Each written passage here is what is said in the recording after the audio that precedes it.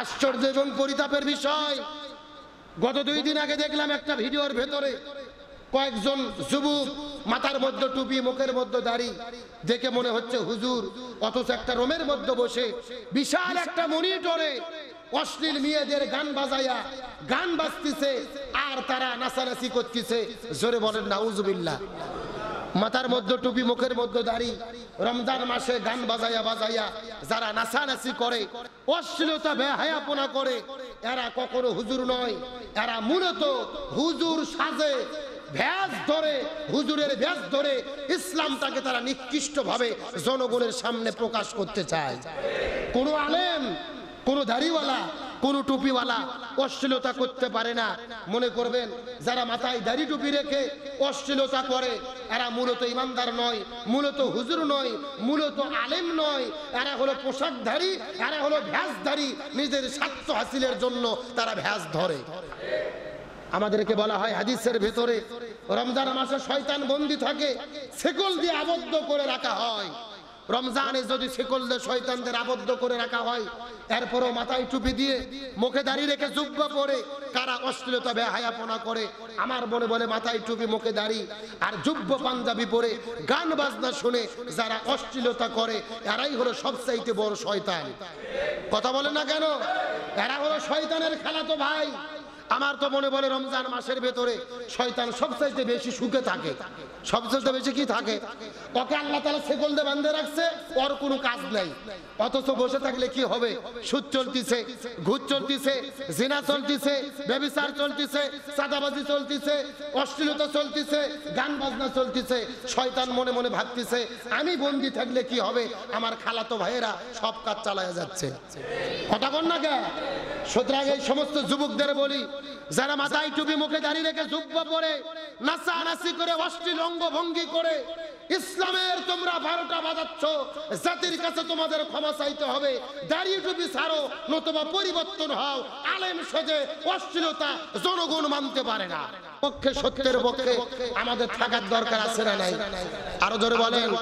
হক একদিন প্রকাশিত হয়, সত্য একদিন প্রকাশিত হয়। মানে এই জন্য রাসূল সেই দিন বলেছিলেন, মনে রেখো ইসলামের ক্ষতি কাফেরদের দ্বারা বেশি হবে না, ইসলামের ক্ষতি সবচেয়ে বেশি হবে দাড়ি টুপিওয়ালা, নামাজিওয়ালা মুনাফিকের দ্বারা। রাসূলের এই কথার মধ্যে হিকমত আছে না নাই? মিশরে ক্ষমতায় গিয়েছিল ইসলামপন্থীরা, মুসলিম ব্রাদারহুড। ডক্টর মোহাম্মদ মুরসিকে ক্ষমতার থেকে উৎখাত করেছিল কারা? ফাতা সিসি আব্দুল ফাত্তা। তিনি কয়েকদিন আগে প্রেসিডেন্ট মুরসির সামনে কোরআন তিলাওয়াত করেছিলেন, নামাজের ইমামতিত্ব করেছিলেন, নামাজের ইমামতিত্বও করেছেন, কোরআন তিলাওয়াতও করেছেন। আবার ডক্টর মোহাম্মদ মুরসিকে ক্ষমতার থেকে উৎখাত করে হাজার হাজার ইমানদারদেরকে তিনি হত্যা করেছিলেন। সুতরাং নামাজে দেখলেই অত আবেগ আপ্লুত হওয়ার প্রয়োজন নেই। অবশ্যই নামাজকে ভালোবাসি, ঊর্ধ্বতন কর্মকর্তা নামাজের ইমামতিত্ব করবে এটাও সাপোর্ট করি।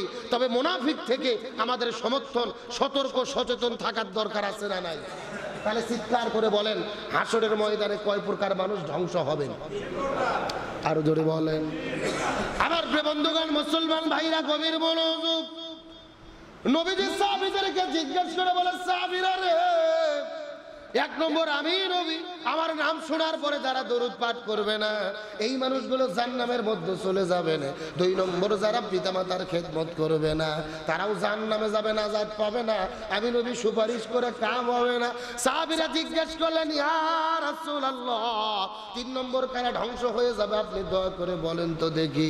এমন সময় রাসূল ডাকতে বলেন, সাহাবীরা, জিবরাইল আমার কাছে আসার পরে বলেন, ইয়া রাসূলুল্লাহ, 3 নম্বর ধ্বংস হবে তারা এই জমিনের ভেতরে যারা রমজান মাসে রোজা পাইলো, তারাবি পাইলো, বেতর পাইলো, তাহাজ্জুদ নামাজ পড়ার মতো সুযোগ পাইলো, ইতিকাফ করার মতো সুযোগ পাইলো, সাদাকাতুল ফিতর দেওয়ার মতো সুযোগ পাইলো, লাইলাতুল কদর রজনী 1000 মাসের চাইতেও উত্তম একটা রজনী পাইলো, রমজান মাস পাইলো।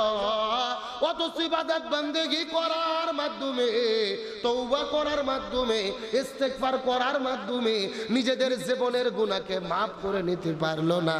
এদের চাইতে বড় হতভাগা পৃথিবীতে কেউ নাই, এদের চাইতে বড় কপাল পরা পৃথিবীতে কেউ নাই। রমজান মাস পাইলো, অথচ জীবনের গুনাহগুলোকে মাফ করে নিতে পারলো না। এরাই হলো বড় হতভাগা, এরাই হলো বড় কপাল পোড়া। এই মানুষগুলো হাসরের ময়দানে ধ্বংস হয়ে যাবে, এদেরকে সুপারিশ করেও কোনো লাভ হবে।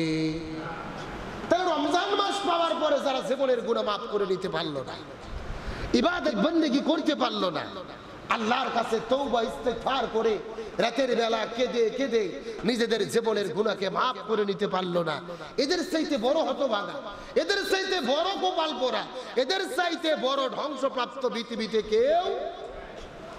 এ মুসলমান ভাইরা, তাআলা কোন হাদিসটাকে লক্ষ্য করে গবেষণা করেন। দেখতে দেখতে 27টা রমজান আমাদের মধ্য থেকে বিদায় নিয়ে চলে গেল। আমরা আমাদের জীবনের কতটুকু গুনাহগুলোকে আল্লাহর কাছ থেকে মাফ করে নিতে পেরেছি? আল্লাহ তাআলা যেভাবে রমজান মাসে রোজা থাকতে বলেছে সেইভাবে কি আমরা রোজা রাখতে পেরেছি? আমরা কি সালাতগুলো সঠিকভাবে আদায় করতে পেরেছি? আমরা কি রাতের বেলা কিয়ামুল লাইল তারাবির নামাজটা হক আদায় করে পড়তে পেরেছি? আমরা কি সারি খাওয়ার আগে তাহাজ্জুদের নামাজটা পড়তে পেরেছি? আমরা কি দান সদকা বেশি বেশি করতে পেরেছি? আমরা কি ইতিকাফ থাকার মতো সৌভাগ্য কি আমাদের অর্জন হয়েছে? আমরা কি লাইলাতুল কদরটা আমাদের জীবনে পেয়েছি? আমরা কি জীবনের গুনাহ মাফ করে নিতে পেরেছি? একটা বার চিন্তা করে দেখেন, আর মাত্র 2 দিন পরে ঈদ হবে। ঈদের জন্য কত আনন্দ, মনের মধ্যে কত আনন্দ। বাজার করি, মার্কেট করি, সেমাই কিনি, চিনি কিনি, গোস্ত কিনি, মুরগি কিনি, কত আনন্দ অন্তরের ভেতরে। অথচ রমজান বিদায় নিয়ে চলে যাচ্ছে, আমরা আমাদের জীবনের গুনাহগুলোকে মাফ করে নিতে পারলাম কিনা? আমাদের জীবনের গুনাহ মাফ হলো কিনা? কিসের সেমাই, কিসের গোস্ত, কিসের বিরিয়ানি, কিসের ঈদ?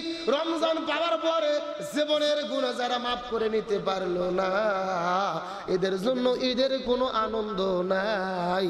এরাই হলো সবচাইতে বড় কপাল পোড়া।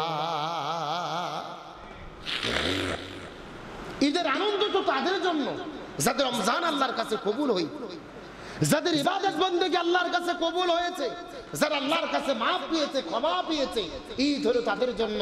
তাহলে আমরা আমাদের জীবনের গুনাহকে মাফ করে নিতে পারলাম কিনা আমাদের হিসাব করার দরকার আছে না নাই? আসেন, রমজান মাস আমাদের মধ্যে আসে, আবার বিদায় নিয়ে চলে যায়। কিন্তু আজকের আলোচনার বিষয় হলো রমজান আমাদেরকে কি কি শিক্ষা দিল, রমজান আমাদেরকে কি কি শিক্ষা দিতে চাই, রমজান থেকে আমরা কি কি শিক্ষা গ্রহণ করব।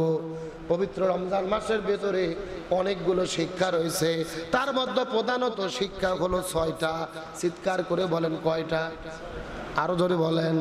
তার মধ্যে প্রথম নম্বর শিক্ষা হলো গভীর মনোযোগ। এই যে সুবে সাদিক থেকে সূর্যাস্ত পর্যন্ত আপনারা না খেয়ে রোজা রেখেছেন, না খেয়ে রোজা পালন করেছেন। সুবে সাদিক থেকে সূর্যাস্ত পর্যন্ত 14-15 ঘন্টা রোজা পালন করেছেন। চিৎকার করে বলেন তো, কেন আপনারা না খেয়েছিলেন? আপনাদের বাড়ির মধ্যে খাবার নাই, এই জন্য।